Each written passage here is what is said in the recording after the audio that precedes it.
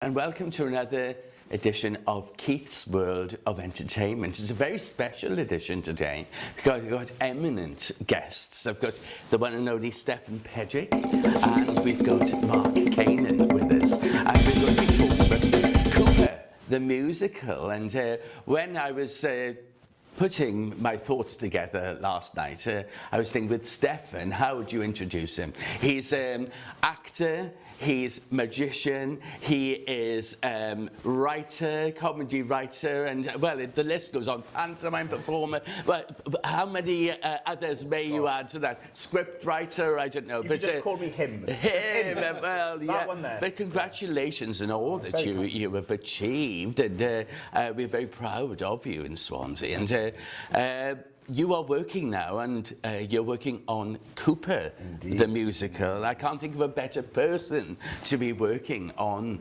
Cooper. Of course, we talk about Tommy Cooper, the comedy magician. And you have brought so much comedy, you were so clever with your magic, and I do know that I've known you for many years, and we worked on a pantomime back in the early 2000s, and even then you brought some magic and loads of comedy to it. So tell us what it is that you've, why it is that you've concentrated on Tommy Cooper and his world for this musical play. So my history of comedy and the programs I used to watch and the comedians I used to love were all things I shared with my granddad, which I think is quite common. You know, I think that third generational fan of something from the prime era of the golden age, I'd say, of British light entertainment, where we had Morecambe and Wise, we had Cannon and Ball, Little and Large, we had Tommy, we had all of these the big best stars. Of times. Oh, completely. And we're all comedy squash. So any comedians that have come since, you might have rebellious comedy or sort of out there comedy that differs slightly, but at the crux of it, it's still a joke, set up punchline, making somebody laugh, and nobody did it finer, in my eyes, than that era. And spilling, I'd say, into the late 90s, where you had Bradley Walsh, Brian Connolly, Pasquale, and all of that elk, who are now brilliantly on tour in the Pratt Pack. And I think the 90s and all of that is getting a big push. I started working on a programme called Thank You Royal Variety, and it was all about those kind of entertainers. And we'd go back a couple of decades, you'd see a flash back to an earlier time in the Royal Variety, and Tommy Cooper was the person that I was writing at the time. Now, I wrote it for a fantastic entertainer, massive friend of mine and yours as well, Mike Doyle. Oh, so yes. Mike Doyle was originally going to play Tommy, so it was written with Mike in mind, and that was back and forth for a bit. That production, because of COVID, didn't come off, sadly. So afterwards I thought, you know what about a musical just about Tommy? It's not been done, his link to Welsh heritage, you know, there's a lot of stuff there. And yes, well, he was from Caerphilly, wasn't he? You know, so we sometimes I have to be reminded that he was Welsh. Yes, and they've got the statue there as well. Yes, that's right. Right. And so we just started working on the musical. Myself, Di Smith from the band The Stories, obviously he's done wonderful things in the music industry, and Alison Summerhays as well. We'd worked on a musical 10 years previous called The Musician. That's right. Yeah. So it was a natural thing of, right, do you want to write another music? It was like getting the band back together, it felt. And we just started writing, they started writing songs, I started writing the script. Again, with Mike Doyle, I was never meant to play it. So with Mike Doyle in mind. And then eventually Mike was like, look, I think, you know, passing the mantle, like, I think you should play this part. And that's how I ended up Tommy. But Tommy Cooper was a one-off, wasn't he? But for anybody who is putting an act together like his, there would have been a lot of thought, and he was to be comical at something. I'm thinking now of Les Dawson, because he used to be playing the piano and he'd make a mess of it. But you'd have to be able to play the piano really well to be able to make a hash of it then in a comical way. with Tommy Cooper, you know, he was the same. Please tell us more about what you've learned of the world of his act and his magic, because sometimes he'd surprise us all and it would go right, and everybody would be absolutely dumbfounded. Totally. So Tommy was a magician, a legitimate magician. That links parallel with my sort of experience of when I was 13, kind of deep diving into the world of magic. So in that world, you know the effects, techniques, etc. So there's different degrees within magic of if you're specialised in one field, say it's cardology, and you are putting in 6-7 hours a day, sometimes even more, and it's your obsession, and you're learning that to a T, and you're world class doing that. The other side of magic, which is becoming more popular and more accessible now, is you can go and you know, the websites, eBay, or type in on TikTok, and people are showing tricks and how to do simple tricks, parlour tricks, and Tommy would perform them. He could do the other stuff, you know, he could do proper good card tricks, etc. But they are called self-workers, and with the fun of that comes the fact that the audience don't see you as a status above, and in comedy it's more important to be likeable and relatable to your audience en masse. So by Tommy or Les Dawson always making himself the butt of the joke, and you're never punching down.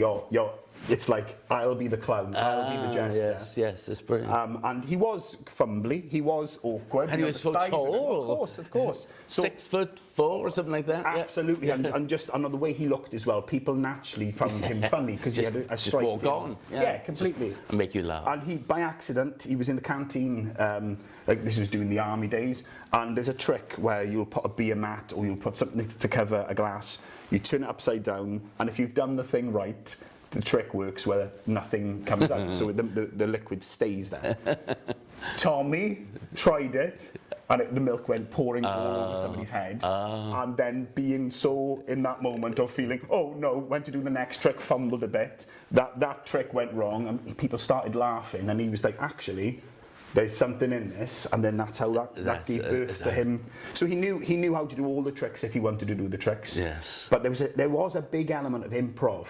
So even though he'd meticulously write down the gags that he wanted to do, I do this sort of thing in my normal kind of act now. If I'm doing like an hour to it, where you have them almost as lily pads or joining moments. So you'd have a load of props on this table, which you know what the gag is, they're there, it's already in your brain.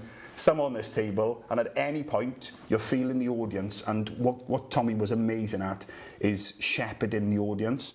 So he'd naturally forget what he's going to do next, but he knows that there's a prop over here he hasn't used, so he'd go and do that, that'd get a laugh. As he's doing that, he'd remember there's one over here, he'd go to that one, and it was him in real time. That's very clever. Playing. He knew all of the stuff, but when it was going to happen, that wasn't as meticulous. That's good. I'm going to bring in Mark now, because of course you are co-producer of this, and of course you've worked with Stefan on two incredible pieces of theatre within the last couple of years. Conviction, that you wrote, and of course Swansea Boys. So just bringing you in and wanting to know about the lead up now to the musical Cooper, which is going to be in the Grand Theatre between the 15th and the 19th of September. So what stage are we at now? What's happening? Well, please tell us. No problem. Yeah, it goes back. So about 15 years ago, we met through Llewellyn performing in the Grand together, and we collaborated on a few different projects, a few films. That's right, some short films, and things were going great. So then a few years ago, I wrote Conviction. Congratulations. Thank you very much. And I was doing that as part of my PhD, and I wrote it with Steph in mind, which is really nice. That was very kind. And so it was a work which took some time to come together, and Grand Ambition and the Grand were very supportive as well. They did read-throughs. So it was a long process, but then I wanted to get it on. Yes. So I got it on in the theatre, which was great, and thank you very much for coming along. Well, it was remarkable. So well written, so gritty, and you know your characters, that you wrote about, were so believable. And Stefan, congratulations on your performance in that. You really opened my eyes. Yeah. It was fantastic. And with that, Sean Mathias came along to watch one of the performances.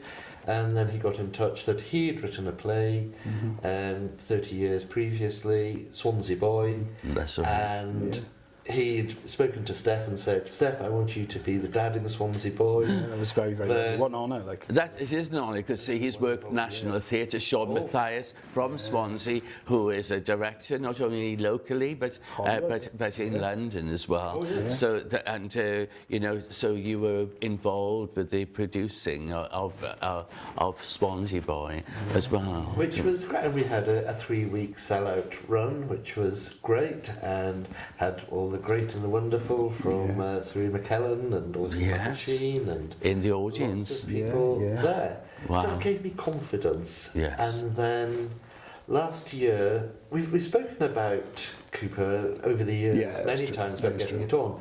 As it's been about 6 years in development.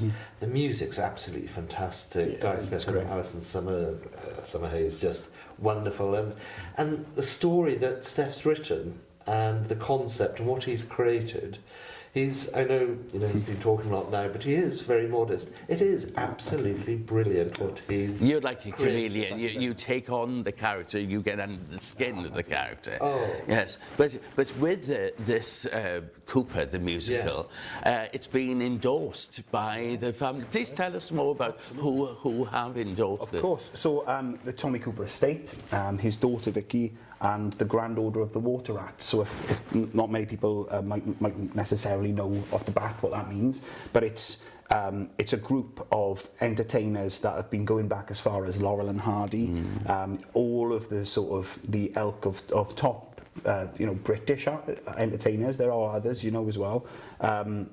I've come through the ranks, and it's a sort of it's a club to be involved in, and they have shows there at the Water Rat in London.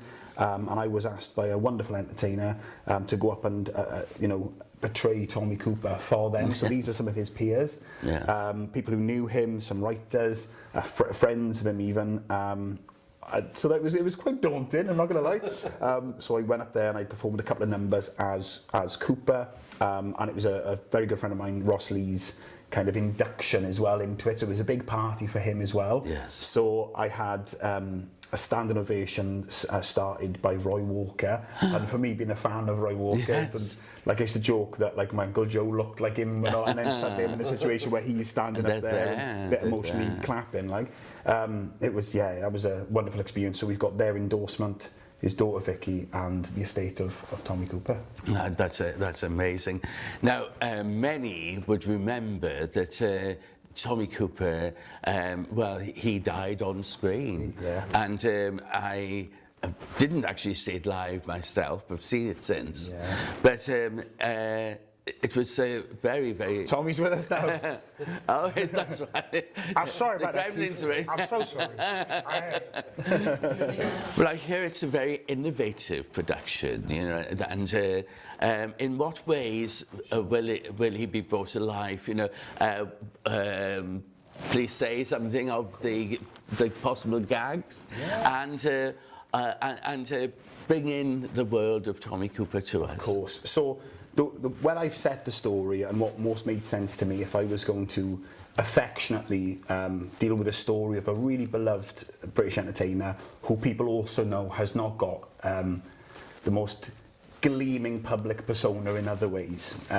With speculation and rumour, the reason why this musical is quite relevant today is it deals with the price of fame. Everyone wants a bit of instant fame at our fingertips now. Anybody can be anyone without necessarily any kind of previous experience in certain fields and find themselves now, I've got thousands and thousands of followers. Podcasts, I've got to make all different things, just loads of different things, where it's chasing then that endorphins of, I'm validated, like I'm really bad on social media. I kind of take a screen cap and I'll put that cap on my story. I don't do it as if like I'm terrible, but I can understand that world. Now, having somebody like Tommy, who was a legitimate household name, everyone was doing impressions, you know, even the royal family like would do like just like that, things like that, you know, to be that kind of recognised and beloved, not just here but out in Canada too. They actually do a course on British comedy, and you know, he's one of the modules of that. And the Ed Sullivan Show, he became a phenomenon. I can't even say the word. Phenomenon. Yeah, he became that on a wide range. Cracker jokes, most Doctor jokes, they're all in Cooper-isms. Meme culture itself, we are now so used to a visual quick gag, gone. Visual quick gag. Cooper was the granddaddy of that. He brought that mainstream of that quick pun, visual gag, which we now all do. So we're all... He was compelling when he was on the television. He was compelling, and you will be compelling. And of course, many of us remember the sadness of when he passed away. He died on screen. Yeah.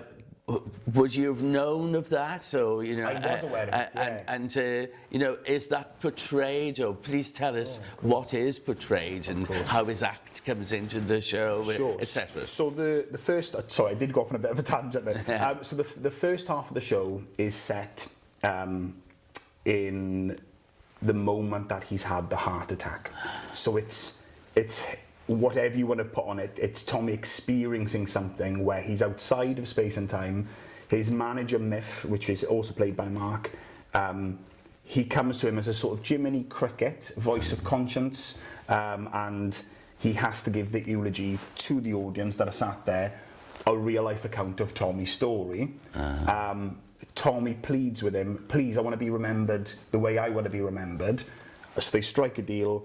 Tommy can take the first half of the show to be surreal, irrelevant, and it's like watching Cooper's TV shows, constantly break the fourth wall, pun after pun after pun, but also telling his story from being a child to a certain point in a surreal way.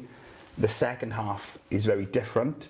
It's a complete change of atmosphere. It's kitchen sink drama with music still, but we've done it that way for a very specific reason, and we think it's going to be there's two things we can't say, but we think it's going to really be talked about the way that we've handled this particular production. Because it's very much seen through his agent or director's eyes, your actual piece. You know, absolutely. And that end, when he dies, the actual feeling, you know, the song that he dies, which is him falling on stage in front of 12 million viewers live on TV, plus the, you know, the 1,000 or so people that were there live watching it in the theatre.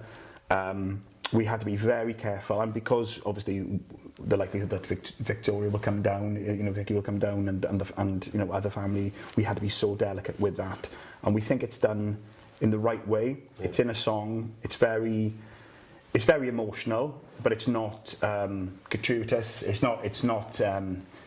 You know, we're not sending up in any way or making light of that situation for dramatic purposes, but we want you to feel and empathise with him in that moment, but hopefully it's done in a very stylised and respectful way.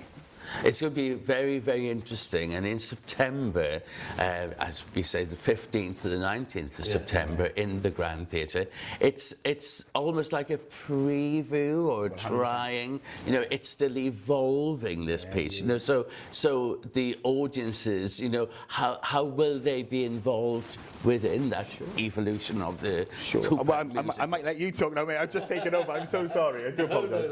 No, I'm loving it. Okay. What you're saying is everything that I'm thinking. It's absolutely great. Yeah, so the tickets are already selling very, very fast, and they're available on the Grand website now, you say from the 15th to the 19th. The audience are acting as a jury and to judge. Right. And as Steph was saying, there's a lot of the fourth wall's broken in the first half, where the audience are brought in and experiencing and laughing and joining in with Tommy. And of course the musical takes the journey, the music, the songs. Your songs are outstanding. Di and Alison have done such an amazing job. So what sort of music? It moves with the decades. So as we're charting his life, you've got a song that feels very 1940s.